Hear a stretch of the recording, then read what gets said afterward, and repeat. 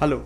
In this video, we'll create a kernel density estimate plot using Matplotlib in Python. To get the code for this use case, go to kandi.openweaver.com. In this case, we'll search for kernel density estimation in Python. Hit find to see all the available code snippets. We'll go with the second result as it matches our query. Now this use case requires a NumPy library to function. So before proceeding, make sure that you have this library. If not, get it from kandi.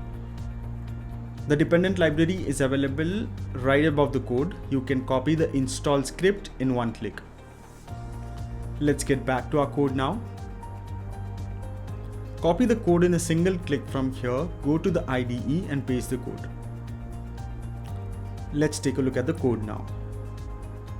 This part of the code first imports the kernel density class from the sklearn.neighbors module, which is used for kernel density estimation. Now the code then defines a function that takes in x and y coordinates, bandwidth, and optional parameters.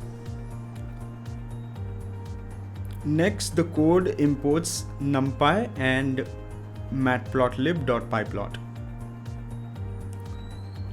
Now here the random data is generated using np.random.normal to create two arrays m1 and m2.